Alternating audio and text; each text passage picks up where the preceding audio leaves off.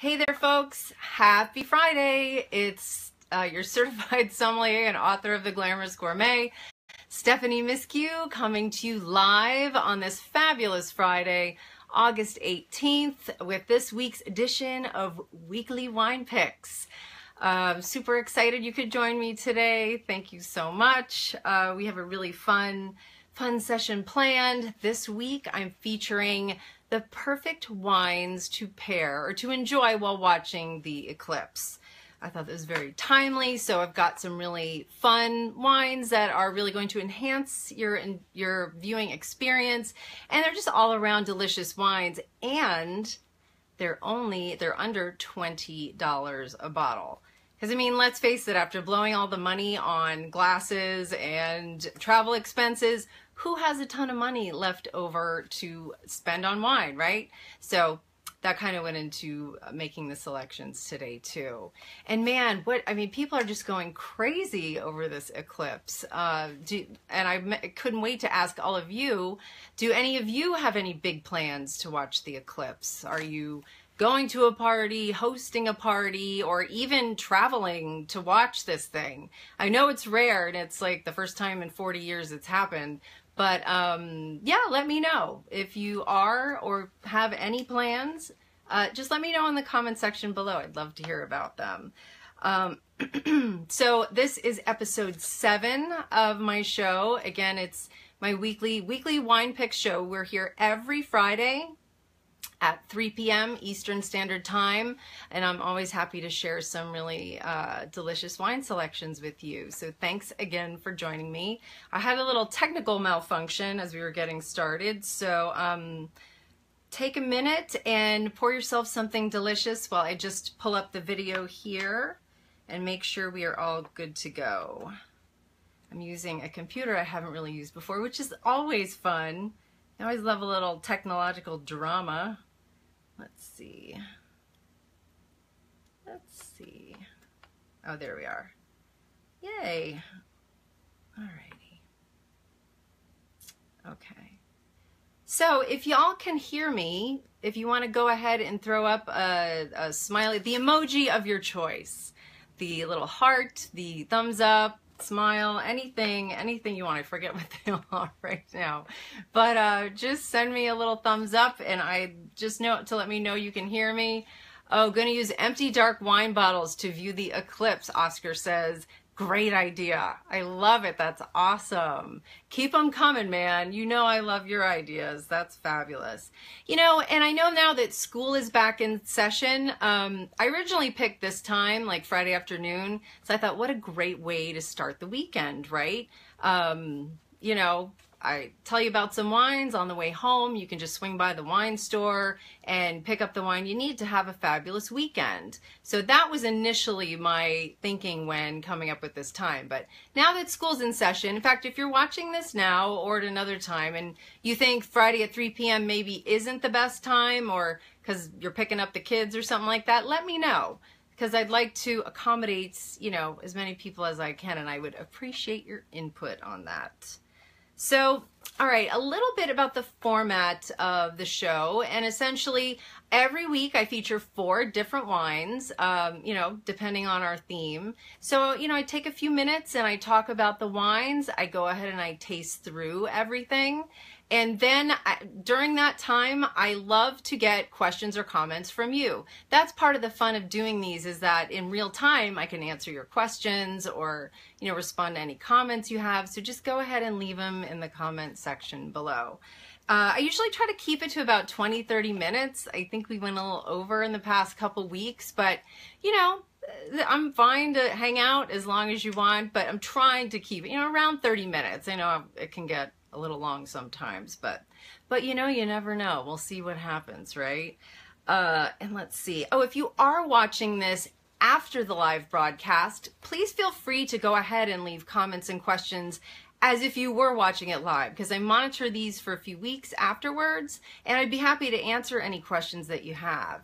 Oh, Laura says, you look fab. Thanks, lady. I appreciate it. And if anyone has joined us, if you can tell me in the comment section where you're watching from, that would be great. Oops, and hold on. I see I'm having a little technical malfunction behind me.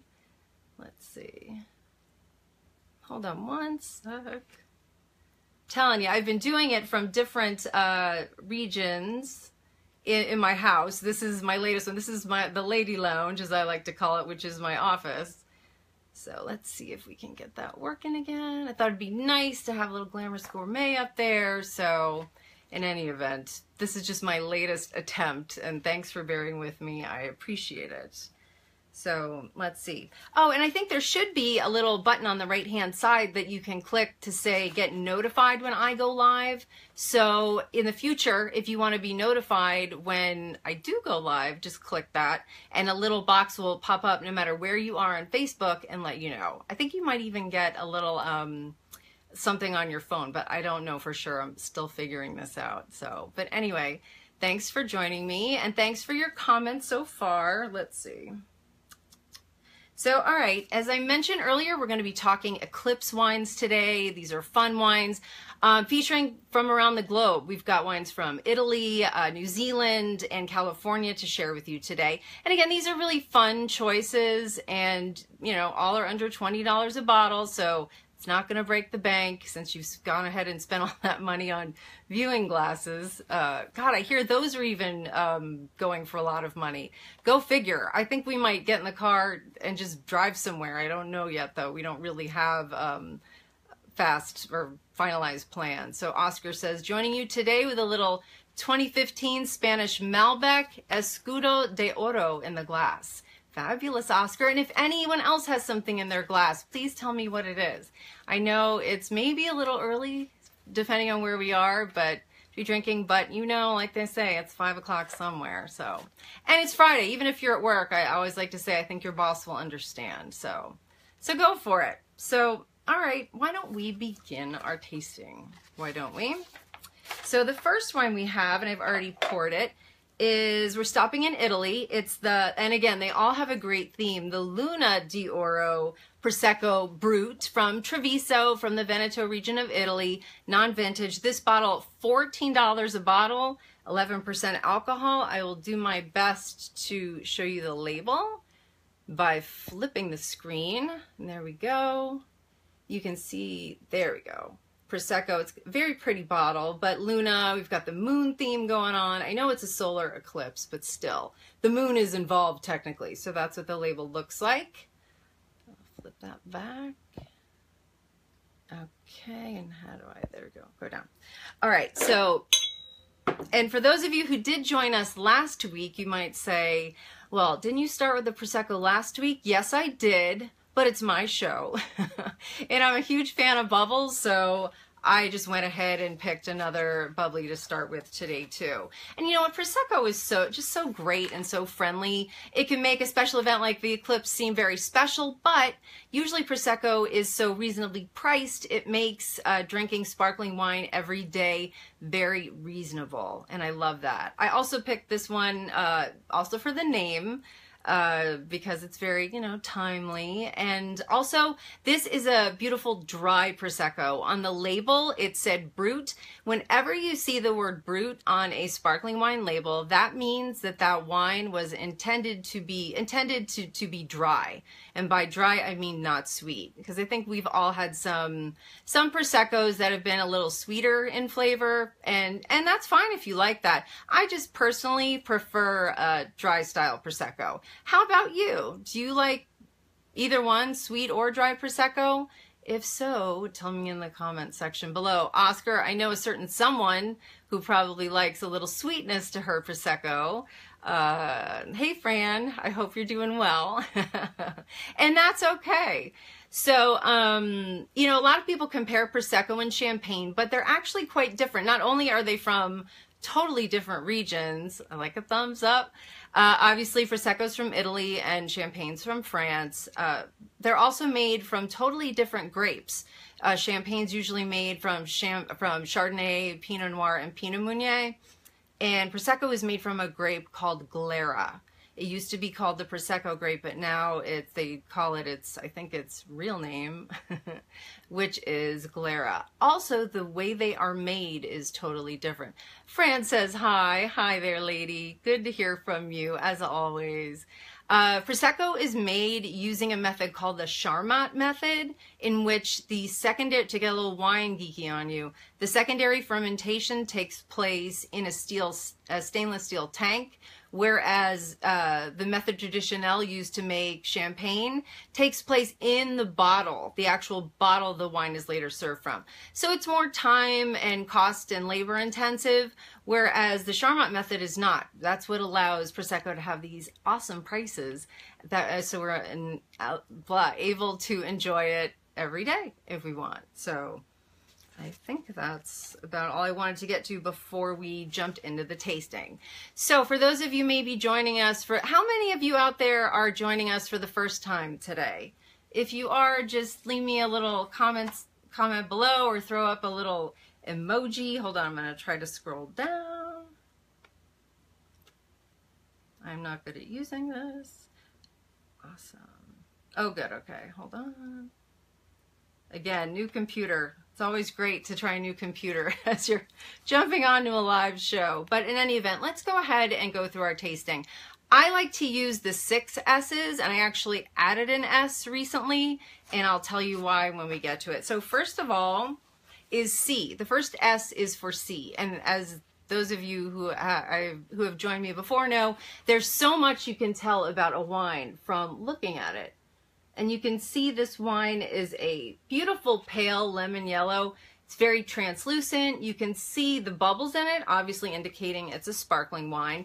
But if there was, for instance, any browning of the wine, or the wine was off-colored, or there's anything floating in the wine, that would tell us a lot. It might tell us the wine was oxidized or too old or had been in the heat for too long. So actually, just by looking at a wine, you can tell a lot. And the fact that the color's so light, it looks like a fresh young wine.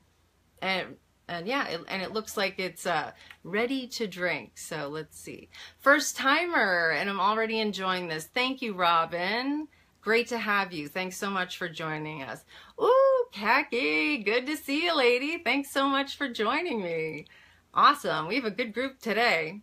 All right, so that's C. Next would usually be swirl and sniff, but with sparkling wines, we don't like to swirl because it dissipates the bubbles. So I'm just gonna go right into sniffing it. And when you sniff, you want to get your nose as far into that glass as you can. If you touch the wine with your nose, you've gone too far. So in any event.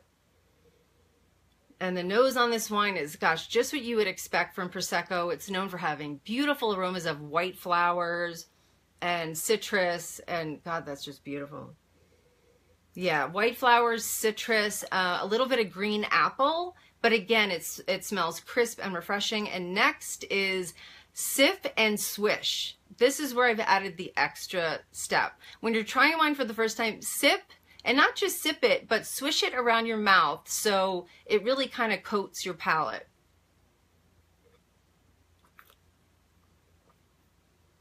It's always fun to sip and swish on live video. But you really get a sense, like right now, that wine has such a beautiful acidity. Beautiful. It lights up your taste buds, makes me want to eat something, which I wish I had something right now. But, and again, it just cleanses your palate.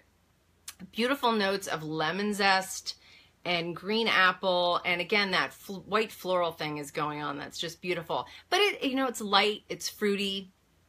Definitely has a dry finish.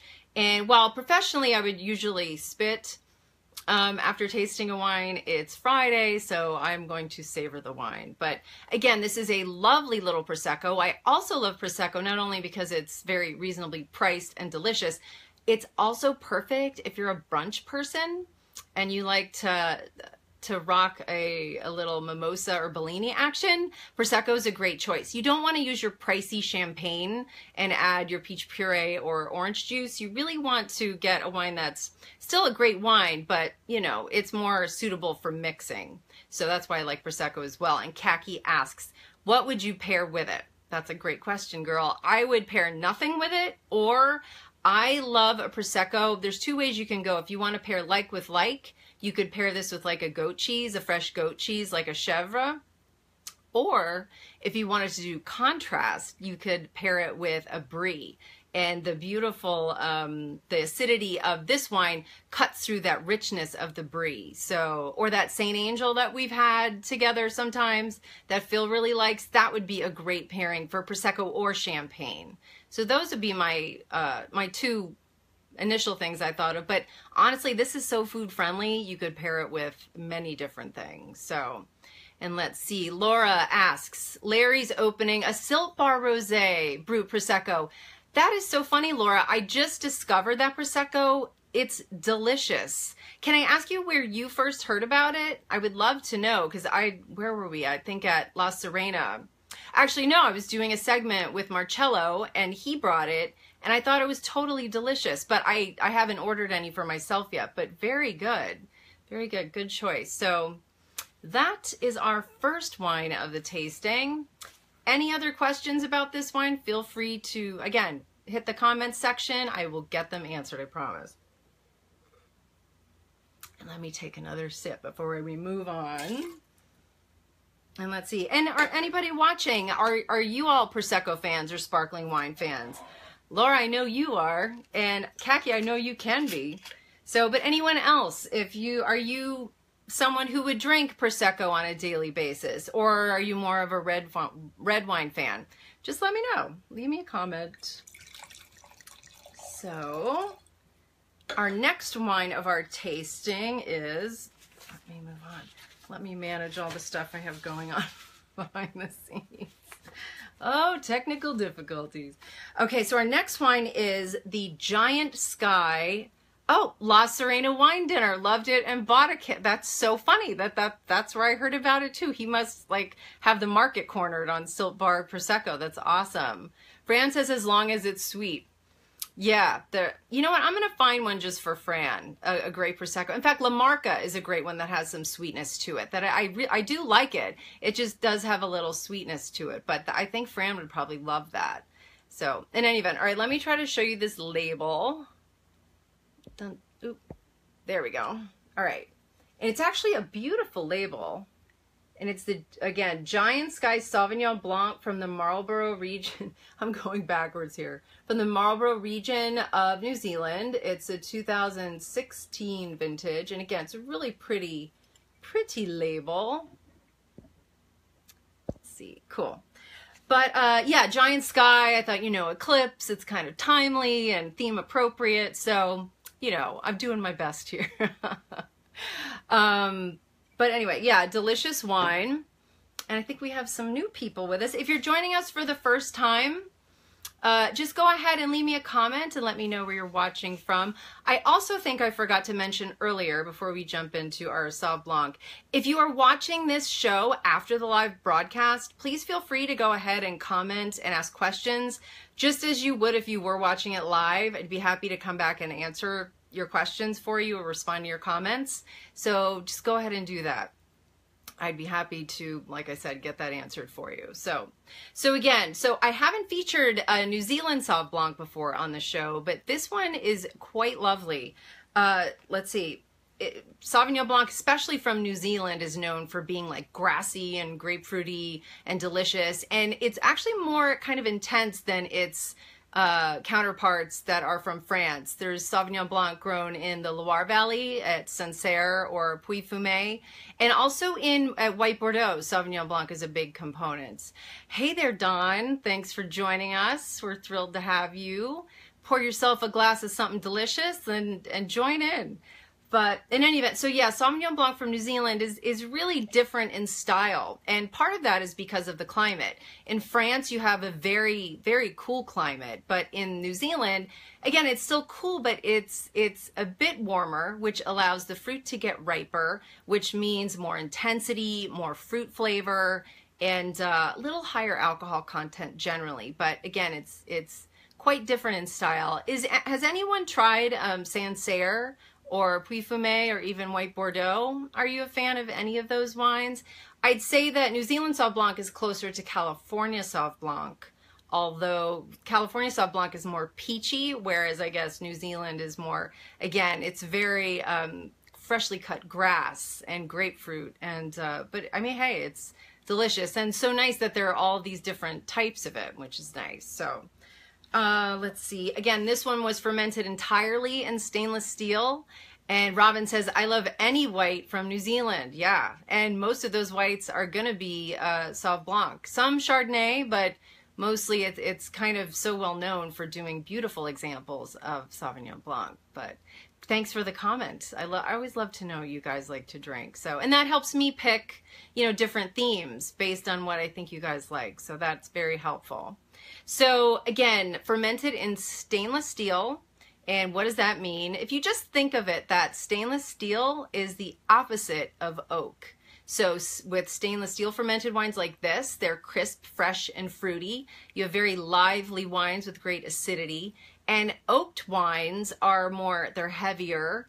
They have more, let's see, they have more baked, like spicy kind of aromas and flavors. And they're more complex, they're just heavier. They're a little bit heavier, they're lovely. But I think for like when it's still so hot out, give me a stainless steel fermented wine any day. I think of oaked wines more for the fall and winter months. But again, it just depends on what you like too. So let's go ahead and jump into our little tasting. And again, let's look at this wine first and see what we think. And I think when I swirl it, it's a little better. You can see it looks very similar to our Prosecco, except without the bubbles. It's very pale lemon yellow, very translucent in color. I can read through it. There's no browning. There's nothing floating in it. So I think we want to proceed. At least I do. I don't know if you do, but I do. So let's go ahead and I'm swirling, and we didn't swirl with our Prosecco, but swirling essentially just turns up the volume on the aromas. And I like to call this part kind of the foreplay of wine tasting, because you really get to get a nice insight into what the wine is like before you've tasted it. So again, it really kind of, as a friend of mine says, volatilizes the esters and gets those aromas really cranked up. So let's see. And yes, my friends, in a blind tasting, this is definitely New Zealand Sauvignon Blanc. The first thing I'm getting, and I don't know if any of you have ever heard this before, is cat pee, or as they say in France, pipi de chat. And actually that's very common in, generally more common in French Sauvignon Blanc than in New Zealand. But it really does smell like cat pee. But it's actually a desirable trait. Has anyone ever heard that before, that term before? If you have, you better let me know and don't leave me hanging. But yeah, definitely a little bit of cat pee, but in addition, some wonderful citrus, pineapple, and definitely that fresh cut grass and grapefruit. It's classic New Zealand Sauvignon Blanc. And let me see. No. Okay. Oscar's never heard that. Are you totally grossed out? I don't even like cats, but I do like wines that have those aromas and it doesn't taste like it. I can't say flavors. So I like that. So I'm going to go ahead and sip and swish. I don't want to choke from laughing, so hold on.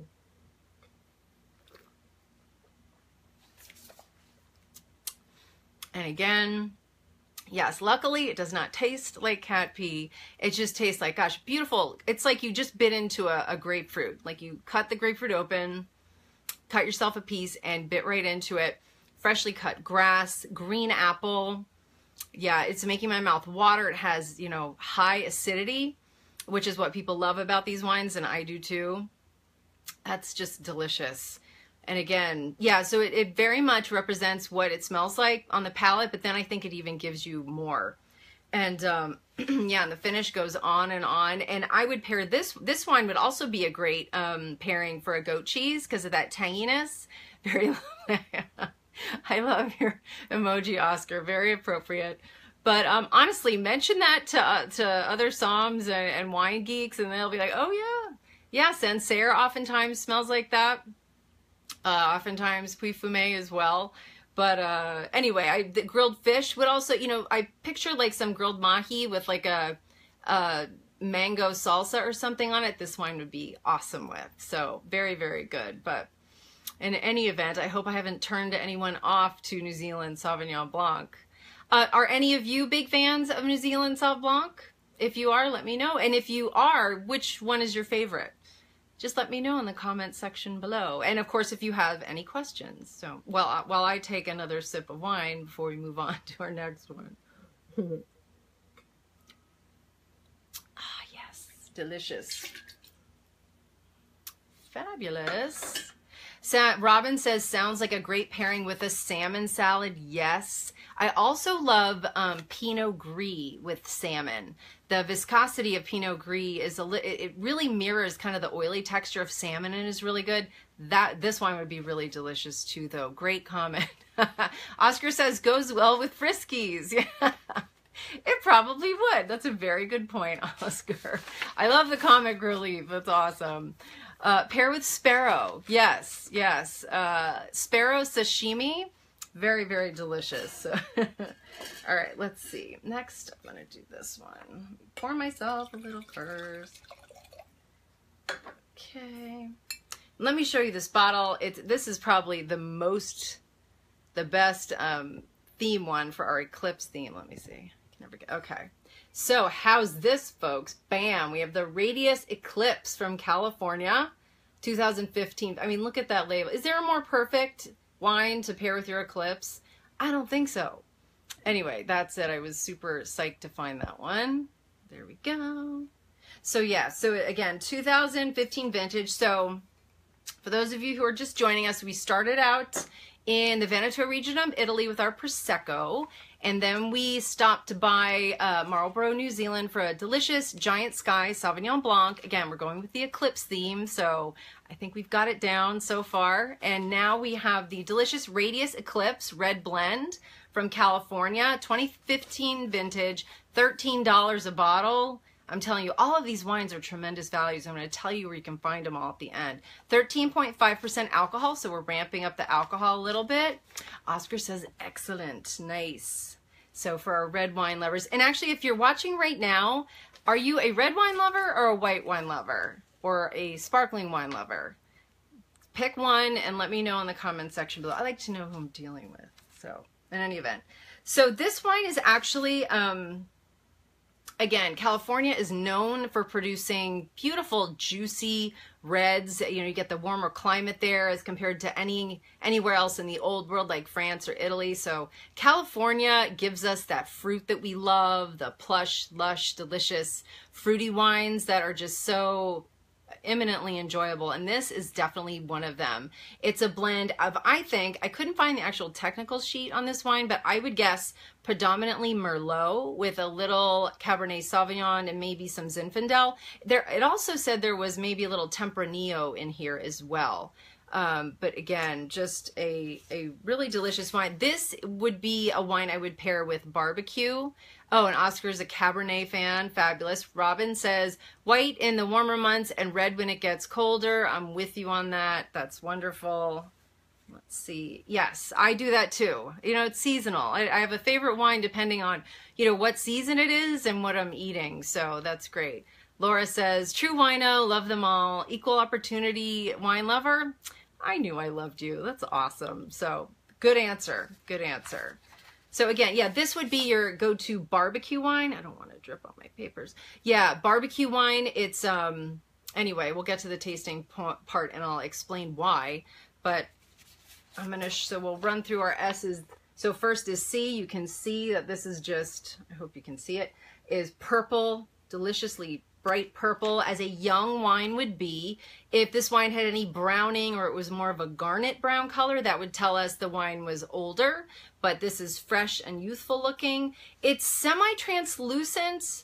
You can read through it a little bit, but not too much. And all that tells us is that it came from thick-skinned grapes, because that's the bolder or the more intense color creates a more intensely colored wine, which kind of makes sense. So let's do our swirl and sniff. Oh, I mean, that's one of those ones you just want to dab behind your ears because it's just so fruity. And again, on the nose, you're just getting like lush, plush, dark fruit, that cassis, and a little bit of that sweet vanilla. Now, whenever you are smelling a wine and you're getting your first impressions, if you smell baking spices, such as like nutmeg or cinnamon or clove, that means French oak. But if you smell kind of like a sweet vanilla smell or like a coconut kind of smell, that is American oak. And the two are very different. And they each impart their own kind of character into the wine. So what I'm getting on this, I'm not getting any of those spicy aromas. I'm getting definitely a vanilla type thing in addition to all that, I mean, delicious dark fruit. It's just divine. So I definitely want to go ahead and move forward and give this wine a taste.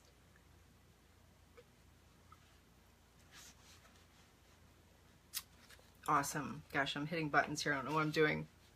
Ah, I mean, that just like coats your palate with blackberry pie. See my notes. Plum tart, cassis, a little bit of red licorice in there.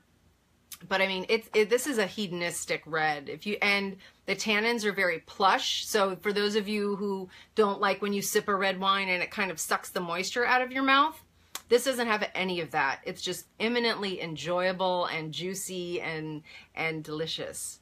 I know, it makes me want to take another sip. So again, for those of you who like this bolder style without the tannin, this would be the wine for you. I think it's a great choice. How many people prefer their reds without a lot of tannin?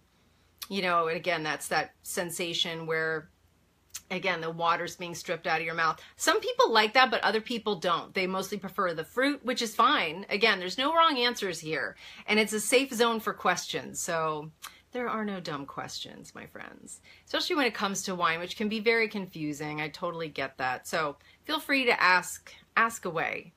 Ask away. I won't judge. I'll just do my best to answer. So in any event, yeah, this is a great choice. And again, did I say how much?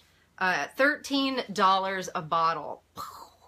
And I mean, the bottle looks like it's like a $35 bottle of wine. I'm telling you, 13.5% alcohol. Again, our Radius Eclipse red blend. Great barbecue wine too. Delicious. All right. So now we will move on to if you have any questions about any of the wines so far, you know, feel free to just jump in. Again, it's always more fun, especially when it's food and wine related. It's so much more fun when it's interactive. You know, I'm not just sitting here preaching at you what I'm tasting. So feel free to comment or whatever. And Laura says, depends on if I'm just sipping or with food. Yes. Jill, cheers, Stephanie. Hey, Jill, so good to see you. I can't wait to meet you in person, but thank you so much for joining us. I'm thrilled you could join us. And Robin says, I sure hope that's available in my state. Well, we'll know in a minute. I'm keeping you in suspense, right? So, okay. Keeping you in a little suspense. Alrighty. So our final wine of the tasting, and I will show you this beautiful label, is Valley of the Moon Zinfandel, and it's from Sonoma County. And I mean, hello, Eclipse going on. I think, come on, I tried real hard to find those thematically appropriate wines, and man, I thought this one is just so beautiful. I mean, they all are really, but that's a beautiful one too. I like them all, or they wouldn't be here. So, all right. So this wine actually comes to us again from the Sonoma County in California. It's from a very historic vineyard. It's located in the historic Madrone Vineyard Estate. It's one of Sonoma's oldest and most historic wineries. It was originally founded in 1863, and they've been making wine for over 150 years. Thank you, Oscar. I appreciate it. Let me give myself a little pat on the back. Thanks. I like a theme as much as the next girl, right? So in any event, thank you. So the Stewart family recently purchased this winery, however, in 2012, and they've been really focused. They did a huge renovation, and they have been focusing on estate-driven, small lot wines from the historic property. As one of the first wineries in Sonoma, Valley of the Moon boasts some of the region's oldest Zinfandel clones, and that's what went into this bottle. Some very special grapes went into this bottle, and it's only $18 a bottle. I'm telling you, it's amazing. And they also grow a lot, which I love. And you find this, I think I talked about this 2 episodes, because of the huge Italian immigrant population that helped to found the wine industry in California over a century ago, you find all these obscure Italian grape varieties like Barbera, like they grow also Sangiovese and Barbera, kind of as an homage to those folks, which is really great. And California does, I think, and some people dispute that, I think they do a wonderful job with a lot of these grape varieties. Steve Mathiasen is someone in particular who's doing great things with these wines. Laura says, we've been to Valley of the Moon, great winery. Oh my God, that's so cool. They're on my list to visit next time we go. It looks really beautiful. That's great. What a coincidence. That's so funny. So Sonoma is great to grow Zinfandel because, as I don't know if I said this before today, but I know I've said it before. It allows it to get warm enough so that the Zinfandel grapes ripen and they get fruity, but it cools the fog coming off the ocean, cools the vineyards down at night and allows the wines to retain beautiful structure and acidity. A lot of times when you find Zinfandel grown on like a valley floor, it's very jammy and overly fruity and what we call flabby, which is when it has no acidity to it. So it's nice to find a Zinfandel with a little structure going on. So let's see if this Zin fits the bill. So that, I just can't believe you've been there. Like, what a coincidence. That's so funny. So, all right. So if we look at this wine, we can see it's definitely a little more garnet in color than our previous wine. And again, that's just Zin. And again, this one was fermented. I mean, it's 100% Zinfandel, fermented in American oak. American oak and Zinfandel go really well together too. So that's kind of a theme we have going on today. And French oak is way more expensive than American oak. So that's another reason that wines fermented in American oak are more reasonably priced too. So Oscar says, clone grafting. Yes, clone grafting. Can you briefly explain? Good question, Oscar. When it comes to grapevines, it could be Pinot Noir, it could be Zinfandel, it could be Chardonnay. There are a whole host of clones of that same grape variety. And each specific clone has its own characteristics. So for instance, the clones they use today are different than clones they might have used, you know, even 20 years ago, but they might blend some of those clones with even newer clones that have been developed today. So they clone them to have different flavors, different tastes, different qualities. And gosh, they all have their different names, and it's really fascinating when you get into it. I know Chardonnay is one a lot of people hear about different Chardonnay clones because there's many of them, but it's really an interesting thing. And grafting is very important because I don't know if any of you have heard about the whole phylloxera thing that went down, gosh, in the late 1800s, I think, when a root louse was brought over from England, and it was brought over from America to Europe. It killed about 90% of the amazing vineyards in France and Italy. And what they had to do to get those vines back up again is they had to graft those vines onto American rootstocks, which were, for the most part, phylloxera resistant. So grafting is very, very important. It allowed the old world to essentially, you know, replant all of its fields with these vines that had been grafted onto a different rootstock. Very, very interesting and very important. If you hear these winemakers go back and forth about the clones and the grafting, it's quite fascinating, but I mean, it's a lot. There's a lot of technical science that goes into it. But so again, a lot of winemakers try to preserve these old clones of these grapes because let's face it, if people are buying Cabernet Sauvignon, that generally that older vineyard of Zinfandel is getting ripped up, and new Cabernet Sauvignon vines are getting planted. So there are these pockets of really special older clones that have been preserved over the years, and this is one of them. So sorry to go off on a tangent, but in any event, I hope that helps a little bit. But I mean, you could research that and it's actually quite fascinating. But in any event, all right, let's do our tasting of our last wine. So we did our C, and again, it looks garnet in color. We're going to do a little swirl and sniff. Oh, okay, so whereas the last one was all like plush, lush, dark fruit, this one is red fruit. This has cherry, a little red currant on the nose, definitely red fruits, and a little mossy, earthy, herby thing going on, which is kind of nice. So I'm curious to see, well, I've already tasted it, but when I swirled it the first time, I was curious to taste it, so.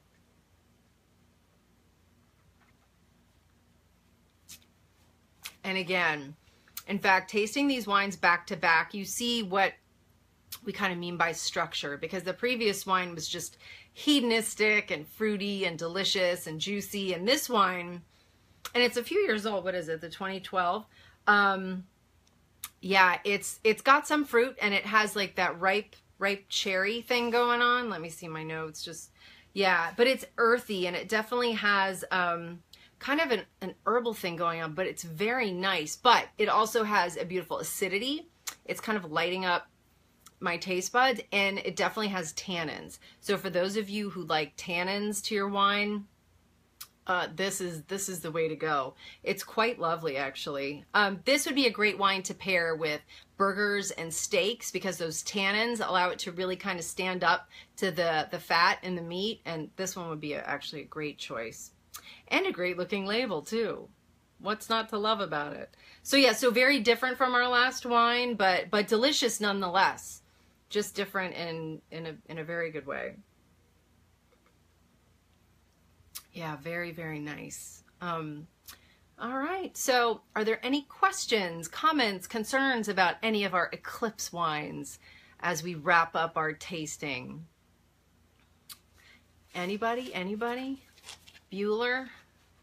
I hope everyone even gets that reference. Well, if there aren't, if you think of something after we wrap up, please come back and leave the question. I'd be happy to answer it for you. Thank you so much. Thank you. I'm so glad you enjoyed the choices. Oh, but for the big reveal, what I forgot to say, I didn't forget yet. All of these wines are available at Total Wine. In fact, 2 of them I think are Winery Direct, and you really can't find elsewhere. But yeah, they are all available at Total Wine. And what I love at Total Wine is you don't even have to drive down to the store. You can go on their website and check your store and see if they have this wine in stock. So I love that. You don't have to drive all the way there, or you can go to the location. Like we have a couple around us, so we can just go to the one that has the wines that we want. You can order them in advance and just swing by and pick up, although it's always fun to browse. But in any event, yes, you can find them at Total Wine. I hope you have good luck finding them. If you do or don't, I'd love to know. So again, thank you for joining me today. I hope you can join me next week when we're going to be talking about vegan and organic wines. Not the same. And I can't wait to share the differences with you. They're very, very interesting. And I hope you can join me next Friday at 3 p.m. Eastern Standard Time, and we'll talk about that. And please feel free to tag your friends or share the video with your friends if you think they'll enjoy it. But mostly, thank you so much for joining me today. I can't tell you how much I appreciate it. It's always fun to chat with y'all, and have a happy eclipse. A happy and safe eclipse watching, and I look forward to seeing you hopefully next week, or some of you I might be seeing tomorrow night. And Oscar says, I'll be looking for reflections in my glass of cab to protect the eyes on Monday. Awesome. I love that, Oscar. Always thinking, always with the great ideas. So thank you so much for sharing, and I look forward to being with y'all again soon. Cheers.